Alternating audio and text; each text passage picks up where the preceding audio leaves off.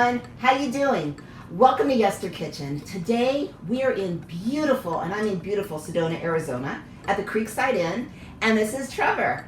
Trevor is the executive chef and the general manager of this place, and you want to tell us a little bit about you and about the hotel? Absolutely, Not Joe. a hotel, bed and breakfast. This is a great little piece of property in Sedona, Arizona. We're right on Oak Creek, right behind us, and I'm the general manager and executive chef, like Jill said, and I get to cook our guest breakfast. We have 7 rooms here, so we serve a 3-course gourmet breakfast each morning for our guests staying at the inn.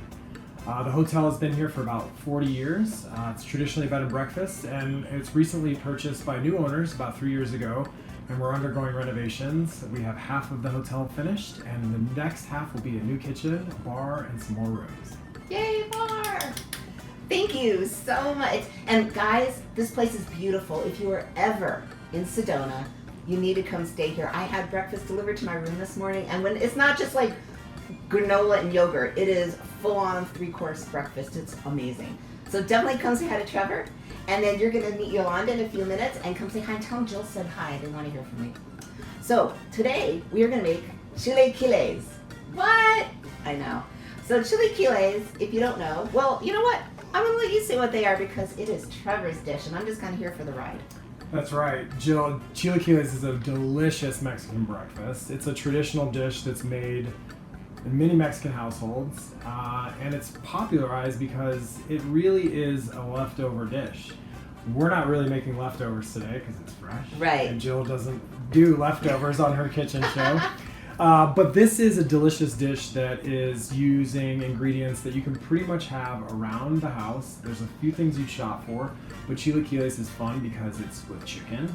You use some chips, you use some salsa, you gotta have an egg, maybe 2 eggs, cooked to order, of course you're at Creekside Inn, and a couple small ingredients, and it's a delicious, filling, tasty, a little salty, a little creamy breakfast dish. And it's so good. So chilaquiles is actually, you know how sometimes we talk about, in my past videos, Chinese food really isn't Chinese food? Like that, you know, a couple of those. Well, this really is Mexican food. It comes from Mexico. It's been a standard in Mexico long before it came to America. It actually started as a way to use stale chips. And it's also the ultimate hangover food. So after a night of drinking, or in Mexico when people have like all-night parties, when the hostess starts making chilaquiles, that's the sign to get the hell out, party's over. Seriously. And it's cheap, it's filling, it's delicious. I mean, it's like the perfect bite for the whole meal, right? That's right. Okay. It's delicious. Okay, so we're gonna get started. So chilaquiles really translates to chili and greens, and it really isn't a Spanish word. It comes more from the ancient Aztec language, and that's really how old this dish is. And so that's where it's just kind of morphed into what it is. Every region in Mexico has like their own things they put on it, and as soon as it hit America, it showed up in a cookbook. It was called the Spanish Cookbook in 1898. That was the first time it was ever made an appearance in America. And it exploded, of course, because it's so darn good. So Trevor is going to show us his version of chilaquiles, but the salsa he's going to use is made by someone on your staff, That's Yolanda. right. Here she is. Oh my God, is she adorable or what? This woman is so fabulous. And anyway, this was her grandmother's recipe. But we're going to start with the chicken, and then we're going to get into the salsa, and we're going to put it all together, and we're going to eat. So Trevor uses a clay pot to make this, and this, take a look. It is an amazing clay pot. It's actually, there's the bottom of it. And let me show you a close-up picture of it. So here's the sides and here's the bottom. And as you can see, it comes from West Germany, which shows how old it is because there is no West Germany anymore. That's right. So he found this and it was like, it's like when I find an old cookbook, it's like gold. Yeah. And so, so we have, but I know not everybody has a clay pot. So we can use a Dutch oven? You can use a Dutch oven. Cast iron Dutch oven is a great one. You can also, if you don't have a Dutch oven and you don't have a clay pot, you can use a deep well pan with a high ridge and just cover it with aluminum foil. That serves as the lid. And can it be made in a crock pot as well? You could also make it in a crock pot. Okay, so we're gonna do it in the clay pot, but if there's any adjustments, Trevor will give you the times. Like obviously crock pot's gonna take longer. So I'm gonna actually just switch this around so you can work. Perfect. Okay, so we have 1 chicken in the pot, and right now there's nothing else in it.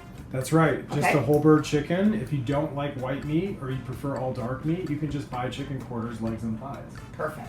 Perfect. Okay, so now go ahead and put it together and kind of talk Really, about what you're doing. yeah, quite simple ingredients for the chicken when you're. And pour from this side. Yep, when you're roasting the bird, all I use just to add some juice and flavor is 1 yellow onion. You can use white onion as well.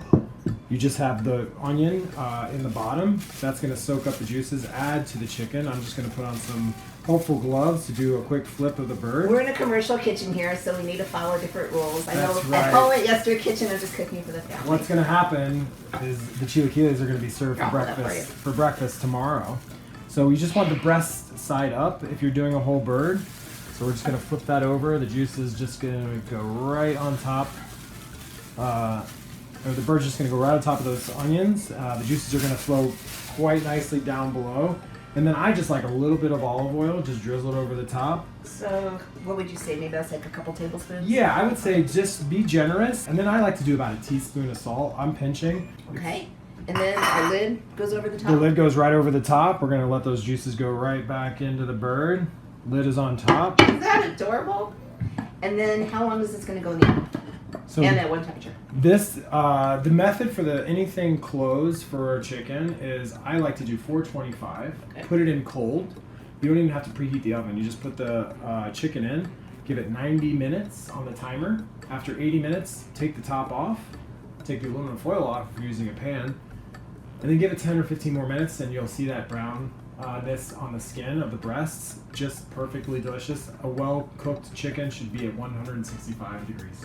Perfect. Fahrenheit. And for our crock potters out there, I'm assuming I'm going high for how long? High, you could do probably an hour. You can also boil chicken similarly to what we're doing, so you have nice, rich, juicy chicken. You can boil it in water. You can boil it in chicken broth. The crock pots, yeah, you can do a low, maybe for 6 hours if you want a nice low and slow. Cool. But usually birds take chicken high temps between 70 and 90 minutes. Because we love options. That's right. And if you really, really don't want to cook the chicken, because literally this dish is about the chips and the salsa. That's You right. could go to your market and get a roasted chicken You and really shred it just up. need chicken. Yeah. This is so good. You need to try it. That's right. Okay, so we're going to pop this in the oven. Well, not yet. We're going to pop this in the oven. Okay. And we will be back when it's done. And we're going to make salsa and we're going to put this thing together. And we'll be right back. Okay, so chicken's in the oven. And now the whole reason chilaquiles are chilaquiles, or the most important part, is the salsa. And we're going to make a salsa verde today. And this, remember Yolanda? Yeah, you remember Yolanda. This is her grandmother's recipe. And she makes this kind of every morning here. Yeah, we have salsa verde always available for our guests for breakfast. Traditionally, it's with the best breakfast, chilaquiles, but we also offer it with our huevos rancheros. And many guests just like to turn their eggs green, to be honest. I did. Yolanda- They're so good. And we are going to make Yolanda's salsa verde, Yolanda's grandmother's salsa verde, right now. So what we did was we took, so here in the, and it doesn't have to be a paella pan, you can use a normal baking sheet or whatever Yep. you've got. And you want to cook you have about how many tomatillos? We use about 20 tomatillos today. Usually you can use between 20 and 30. The more tomatillos, the better. But you really only want 1 or 2 jalapenos. You can sub in serrano peppers. We have white onion. We use a whole white onion, and you don't have to cut it and dice it because it's all going to get blended. So as long as you have some onion, some tomatillos, you have the And we've got some jalapenos garlic in and there. garlic cloves. Yeah, How many? Yolanda loves to use about 3 to 4 garlic cloves. Always garlic, always good. Yeah. So we did have a tomatillo to show you, but it disappeared.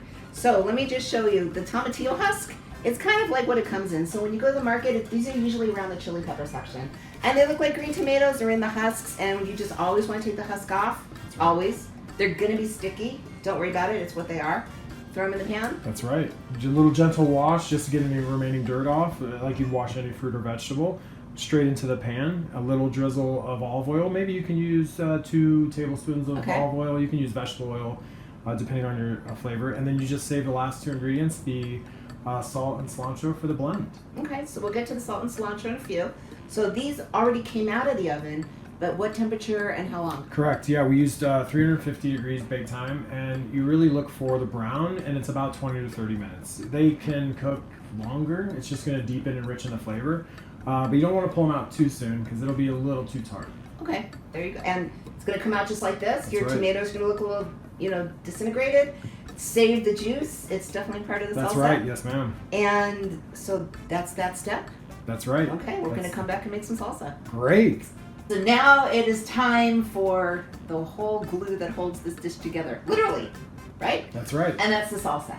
So so we already showed you that the tomatillos and the onions and the garlic and everything came out of the oven. So here they are. Every bit of juice that comes out of that oven, put in the bowl too. And then let's make the salsa. That's right. It's really easy after you've roasted all of the great ingredients that we have in this bowl here. We've transferred it to a bowl to make it easier to pour. But all you'll need now is a blender. You can use any form of blender. We're lucky enough to have been gifted a Vitamix for a Christmas present recently. But our traditional blenders in the home work fine, food processors, anything to bring it to the same consistency throughout the entire amount of salsa. So the only three things that you need left to make your salsa is pour in your wet ingredients. Yolanda likes to add a lot of cilantro, so we go within the cilantro. And the cilantro that we use is about a whole bunch of cilantro, so you can just rip the bottom off, gently wash it, it's ready to go. So she doesn't use the stems? She doesn't use the stems. Okay. You can use whatever is left after you've kind of twisted right above the twist tie that's often around cilantro. Just give that a nice twist off. You can cut it with a knife. And anything that's above that, usually clean, but wash it a little bit, and usually the best to use for any garnishes, salsas. What else? Oh, and of course, guacamole. Another episode. That's right. For salt, we just need a couple of generous pinches. So you can think about maybe a full 2 teaspoons. The salt is the one thing that you can always add more to. So what we do last is blend it and then taste it, of course. So the blend in any blender, just go to high, give it about 10 seconds. It's going to be a little loud. Perfect. Perfect. I think that should be done. So we do a little taste. Jill and I will give this our best taste. This is my favorite part. We got big spoons. That's important. After use, please.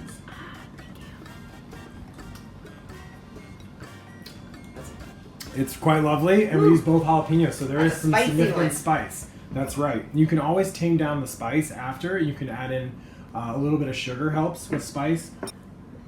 Okay, and then the next step is to get the salsa all happy with the chips, right? That's right. So okay. The quick mix on the chips is just coating enough of the salsa verde. You don't want to use all of it. Just kind of ratio your chips to your salsa, and you'll see about how much you'll need of salsa based on how many chips you have. So let's move everything and we'll mix the chips. So we've got a little bit of our very spicy salsa in a bowl. And now remember back to the story of chilaquiles is it was a way to use up stale chips. So we have some tortilla chips here. You can buy them in the market. You can fry your own. You can mix them together. So anyway, Trevor's going to show you how to mix them together and the next step. That's right. So really we have a portioned out here. As you can see in the bowl here, we have maybe a couple handfuls of chips. That's going to be enough mostly just for me and Joe, but if you're hosting and having others over and you want to make a bigger set of entrees and dishes for a bigger group, you know, maybe do about a handful per person. So then the same thing, you just bring in your sauce. And how much sauce is that? That would be, for that many chips, I'd say a good cup. And then your toss is just to gently toss them all so they get nice and coated. Basically what's going to happen next is you're going to make sure that they get all up in temperature and soften. So you kind of cook the chips again, if you will. We cook them at 350 for, give it 15 minutes, check it at 10, see if they're soft and hot, and then they're ready. Okay, so everything is done. And take a look. So now the chips have all soaked in the tortilla. That's right. The tortilla chips have soaked in the salsa. Yeah. And so it's soft, but some are crunchy still, right? That's right. Yeah, it's good to have a little crunch in your bite. Yeah, of course it is. Right. So now what we're going to do is we're going to put it together. So Trevor? That's right. How about it? To build your foundation, the first and most important thing that you are going to put in the dish, is our nice little stack of these chips. You can hear a little bit of crunch, but it's mostly nice and soft, right? So we're just going to put that much in the bottom. You can go more, you can go less. What do you think, Jill? I think that's perfect. About right? Okay. One serving. That's right. That's one serving. So we have about 4 or 5 left, and that's also great leftovers. The second ingredient that you're going to want to put is the fresh chopped white onion. A nice fine chop there, but if you're okay with onion, you can go bigger. And just do a little on the top. That's going to be one of the 2 crunches. The other one is in our corn chips. The second thing that we like to do, and you can do this one of 2 ways, I'm traditionally a fan of doing the chicken and the cream on by top. the way, sorry about that. Our chicken finished, came out of the oven, we let it completely cool down, and then we shredded it. That was an important point. So you can do as much and as little as you like. We do a couple generous, big strips of it. So there we have our nice pile of chicken on top of white onion, on top of the masa corn chip salsa mixture. Next we have our creme. This is Mexican crema. You can mostly buy Mexican version creme. of sour cream. That's right. Sour cream will work. Sour cream works great. It's a great substitute, and Mexican crema is just a little bit more authentically tasteful for the dish. Crema is available pretty much in any market. It's like where all the sour creams are anyway. That's right. Okay. So as you see, we're just walking down our ingredients. You can do a fried egg. You can do 2 fried eggs. We like the sunny side up here. So you got the sunny side up egg. That just goes right on top. Oh, that's beautiful. That's beautiful. And then our last 2 ingredients are mostly just for garnish and for fun. We do like some good queso fresco. Cheese. Fresh good cheese. We do a skim milk. You can use cotija. You can use queso fresco. Any of these are available in pretty much any market. That's right. And so you can just take a little bit of a crumble pile and just drop that around. Oh, that's beautiful. And then you have some nice bites of cheese to soak in some of the delicious other ingredients. And lastly is just our cilantro. Fresh, so good. always nice fresh cut cilantro. It is really delicious. So I think, Jill, you should take the first bite. Is that it? That's it. And there's So- chilaquiles. I want you to meet Yolanda. Come on in. This is Yolanda. Hi. It's her grandma's recipe, and it's fabulous. So I can't wait. Everyone has the fork? Everyone has a fork? Wonderful. We- Oh. Oh man, the chicken's so big. I just want chips and the salsa. And sometimes if you want extra salsa, we like to do a little drizzle of salsa around the plate. And we also have salsa pretty much everywhere around us in the kitchen right now. So you can have salsa to the left, salsa to the right. Is it? Is it right? Yeah. It's right. I think we got Yolanda's recipe down. Oh my god. You guys, you have to try this. And if you are ever in Sedona, you need to come here. And then say hi to Trevor, say hi to Yolanda, Hi. and the rest of the team. They're just amazing here. Thank you so much. This was fun. This was fabulous. It is with pleasure. Yeah. So I will see you guys in the next video. But in the meantime, take a road trip. You never know what you're going to find. I'll see you in the next video. Bye.